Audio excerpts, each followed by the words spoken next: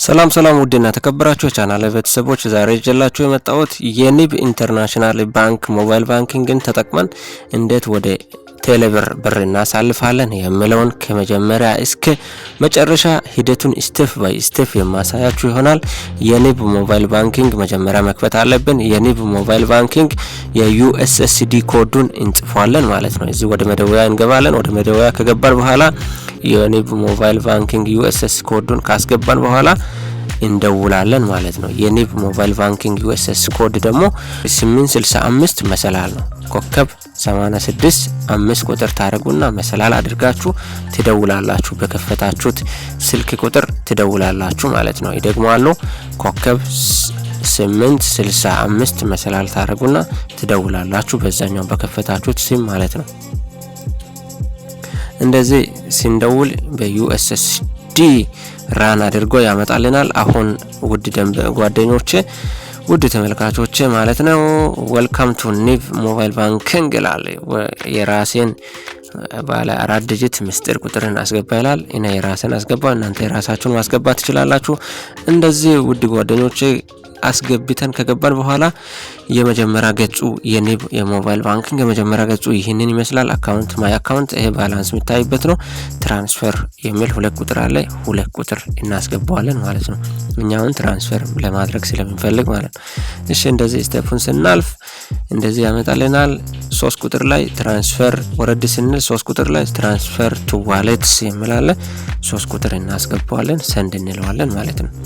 እሺ አሁን እንደምታያችሁ ጓደኞቼ ትራንስፈር ቱ ቴሌብር ሌሎችንም ድርጅቶች ያመጣሉ።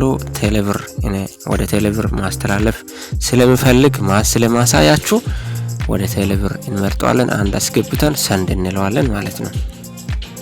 ከዛ በኋላ ራን አድርጎ የቴሌብር የከፈትንበት ስልክ ቁጥር ያመጣል። ስልኩ ትክክል ከሆነ አንድ ቁጥር ታስገባዋላችሁ፣ ሰንድ ትለዋላችሁ ማለት ነው። እኔ ራስን አስገባው ሰንድ አልኩ። እንደዚህ ራን አድርጎ ያመጣልናል። አሁን የሚያመጣው ይሄ የኒብ ባንኩ አካውንት ነው። ከኒብ ባንክ አካውንትን ያስመርጣል። አሁንም አንድ አስገብቼ ሰንድ ለዋለው አማውንቱን ይጠይቀናል ማለት ነው። የመጨረሻ ከዚህ በኋላ አማውንቱን ይጠይቀናል። እኔ ለማሳየት ስለሆነ 950 ብር አማውንቱን አስገባው። ከዚህ በኋላ ሰንድ እንለዋለን። ነክስት ብለን ስናልፍ እንደዚህ ሪዝኑን ይጠይቀናል። ለምን እንደምናሳልፍ ሪዝን ይጠይቀናል ማለት ነው። ካሽ አልኩት። እናንተ የፈለጋችሁትን ፊደልም ቁጥርም መጻፍ ትችላላችሁ። ሰንድ እንለዋለን ማለት ነው። ሰንድ ካልን በኋላ እንደዚህ ያመጣልናል። ኮንፈርም እንድናረግ ያስፈልጋል ይጠይቃል ማለት ነው። ከኒብ ባንክ ወደ የዋሌት ስልክ ቁጥርን ያመጣል። አንድ ኮንፈርም ለማድረግ አንድ ያስገብቼ ሰንድ እንለዋለን። ሰንድ አልኩት። ከዚህ በኋላ የመጨረሻ ስቴፕ ላይ መጣ ማለት ነው። ኮንፈርም አድርገን ካለፍን በኋላ አማውንቱን ጠየቀ። ሪዝኑን ልክ መሆኑን ቼክ አስደረገን። አሁን ምስጢር ቁጥራችን እናስገባዋለን። የመጨረሻ ስቴፕ ነው ይሄ፣ የማስተላለፊያ የመጨረሻ ስቴፕ ነው ማለት ነው።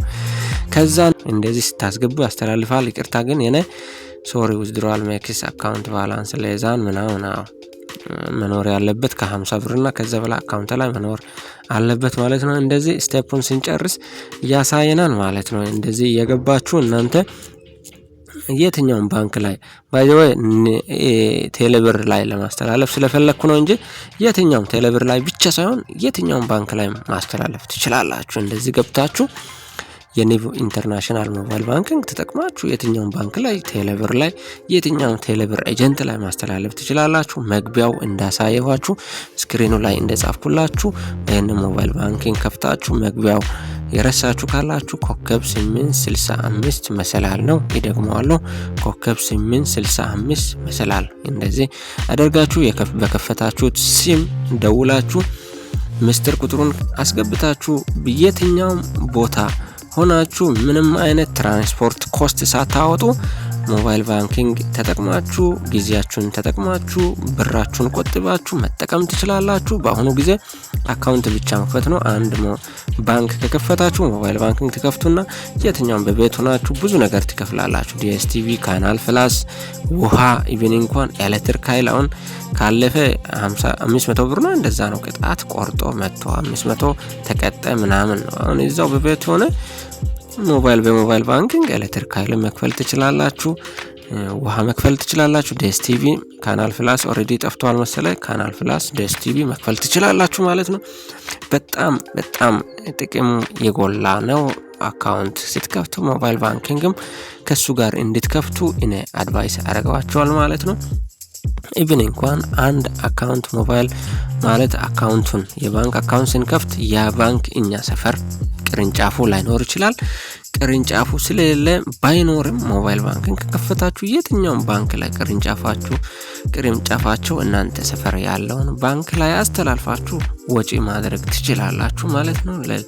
ብዙ ነገር ይጠቅማችኋል ሞባይል ባንኪንግ። የትኛውም ባንክ ስትከፍቱ ሞባይል ባንኪንግ የሌለ ባንክ እንዳትጠቀሙ። ሞባይል ባንኪንግ በጣም በፐርፌክት የሚሰሩት ሞባይል ባንኪንጋቸው የሚሰሩ አካውንቶችን ክፈቱ፣ ተጠቀሙ። እንደዚህ ይጠቅማችኋል። ዛሬ ይዤላችሁ የመጣሁት ቪዲዮ ይሄንን ይመስል ነበር። እንደሚጠቅማችሁ አልጠራጠርም። በሌላ ቪዲዮ ተመልሼ እስከምንገናኝ እስከዛ በዓለም ዳርቻ ሁሉ ሰላማችሁ በዛ ይበል። በመጨረሻ ግን ለዚህ ቻናል አዲስ ሆናችሁ ካላችሁ ገና ወደዚህ ቻናል ለመጀመሪያ ጊዜ መጣችሁ ካላችሁ ቻናሉን ሰብስክራይብ ማድረጋችሁን እንዳረሱ። ሰብስክራይብ አድርጉ። በቀጣይ የሚሰራላችሁ ቪዲዮ ወዲያውኑ እንዲደርስላችሁ የደወል ምልክቷን በመጫን ኦል አድርጉ። ወዲያውኑ ይደርሳችኋል ማለት ነው። አዳዲስ ቪዲዮዎችን ስለቅ ወዲያውኑ ይደርሳችኋል ማለት ነው። ለወንድሞቻችሁ ሼሪን ለማድረግ ይህንን ቪዲዮ ላይክ አድርጉ፣ ለሌሎች እንዲደርስላቸው እላለሁ። እስከ መጨረሻ ስለቆያችሁ ቴንኪው፣ አመሰግናለሁ። በሌላ ቪዲዮ እስከምንገናኝ ቸር ሰንብቱ። ባይ ቻው።